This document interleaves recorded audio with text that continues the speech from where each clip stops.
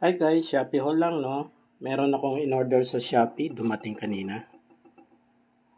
Bubuksan ko, naka-pouch siya no.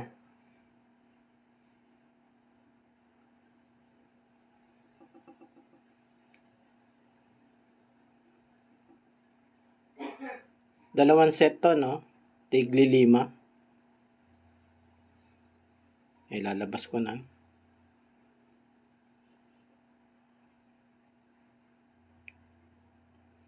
Bilangin ko muna no kung kompleto. Okay.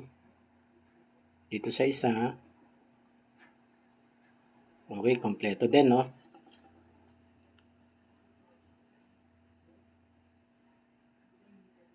Yan. Itong isa, bali 6 pins no para sa base.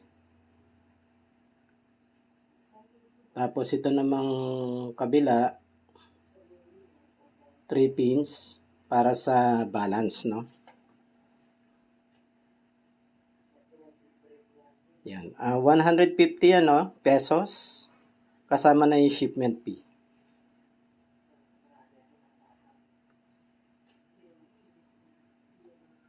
Yan, oh. Ito naman yung paggagamitan ko na, yung aking Kevlar 300 watts amplifier, audio amplifier. Kasi last time nag-swap kami ni Mudra, yung nasira yung amplifier nila doon. Pinalit ko muna ito, no? Tapos yung naayos ko, binalik ko na sa kanya, kinuha ko na to. Napansin ko nung binuksan ko, medyo maingay yung sounds, no? Kakaroon ng static. Yan. Napansin ko, pinanggagalingan niya yung dalawang potentiometer, no? Dalawang controls, yung bass at saka, ayan, yung bass niya, oh. Maano na, maluwag na, no? Tsaka yung balance, no? Pag yung iniikot ko yung dalawang yan, nag-iingay. So, bubuksan ko muna.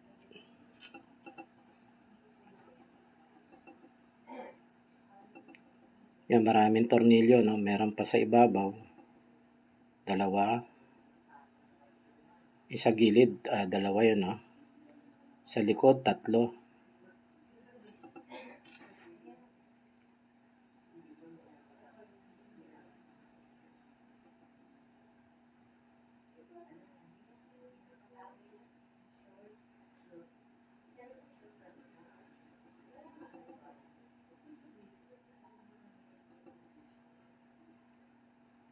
Dun sa kabila, meron pa rin, no? 2.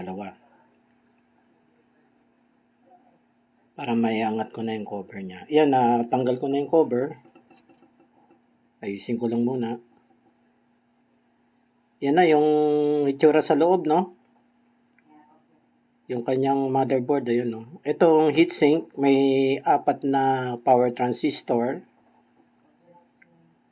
Yung banda ron, nandun yung operation amplifier. Tapos dito naman, dito ako gagalaw, no? Sa may controls niya, no? Ng volume. Kailangan maiangat ko yung ano niyan, eh. Yung printed circuit. Yan, kaya tatanggalin ko muna yung mga attachment. Ito na, no? Natanggal ko na. Yan 3, yan ang aking papalitan. Yung palang balance, ano din, no? At 6 pins din, no? So, meron naman akong 5. Pare-parehas naman sila ng value, no? So, magagamit ko yung 3. Meron pa akong spares na 2. So, kakabit ko na muna, no? Ayan, nakabit ko na. Pinas forward ko na lang, no? Hindi ko na pinakita yung soldering, tsaka yung pagkasako nung potentiometer. Ayan yung aking mga binaklas, no? Yung pinalitan ko. May solder pa, no? Ng grounding. Yan, parehas lang naman ng value niya. B50K. Ayan, no? So, kakabit ko na lang yung knob. Dito naman sa knob, yan, meron siyang parang indicator na, yun, kulay red, no? Na dot. Ngayon, yung potentiometer, sasagad sa kaliwa, yun sa minimum niya. Yan, minimum. Tsaka ikakasa yung yung knob, itatapat yung red dun sa may minimum. Tapos ipupus. Yan. Ikot-ikutin. Yan. Okay na siya. Yan. Akabit ko muna lahat, no?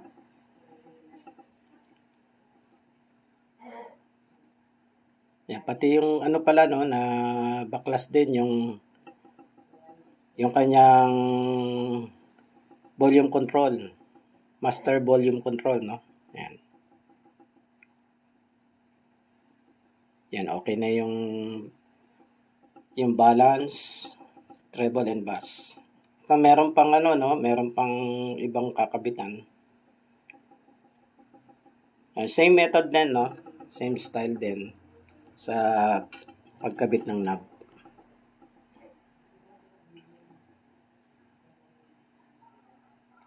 Yan. May dalawa pa.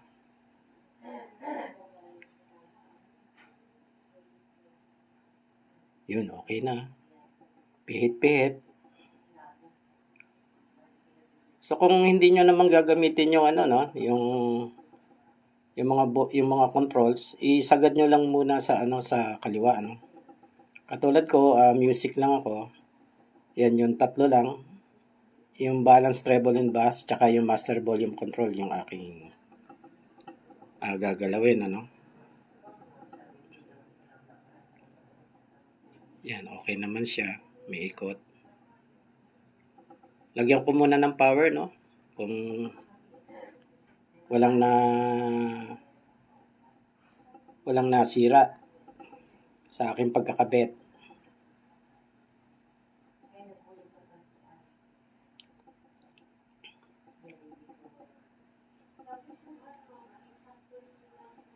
Yan.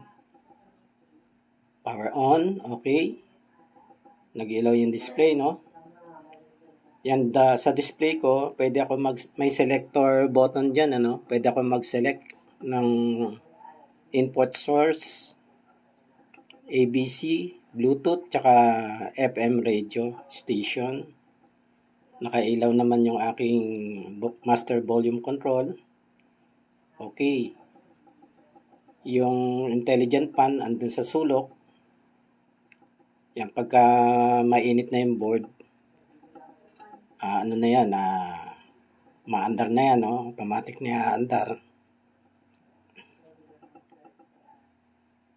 Ang niyan, ang hangin niyan palabas, Palabas ang buga niyan. Yan. Yung ibang technician, naglalagay pa ng isang pan dito. Nakatutok dito sa heatsink. Para pagka ginagamit, laging malamig yung kanyang heatsink. Hindi nag-overheat yung mga power transistor. Yun yung nagko-complement siya doon sa exhaust fan. Pwede dyan yung mga 5 volts or to 12 volts na DC fan, pwede dyan. Yung sa computer, pwede dyan nilagay. Hanapan nyo lang ng source ng 12 or 5 volts. Yan, okay. Doon ko na matetest sa lalagyan ang kanyang speaker kung okay na ang tunog.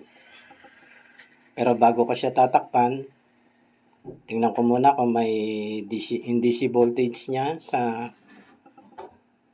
dito sa terminal ng speaker.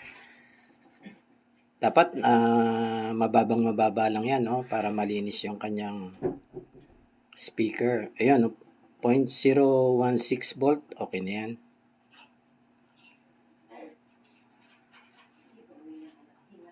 Okay, good. Ayan na guys, dito ko na ipinuwesto sa cabinet sa labas. dito sa malapit sa aming pinto.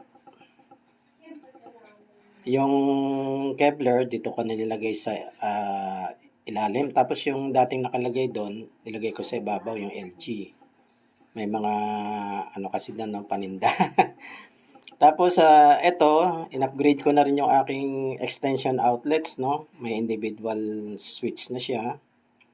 Yan 10 amperes reset yan, no? Resetable yan kung overload.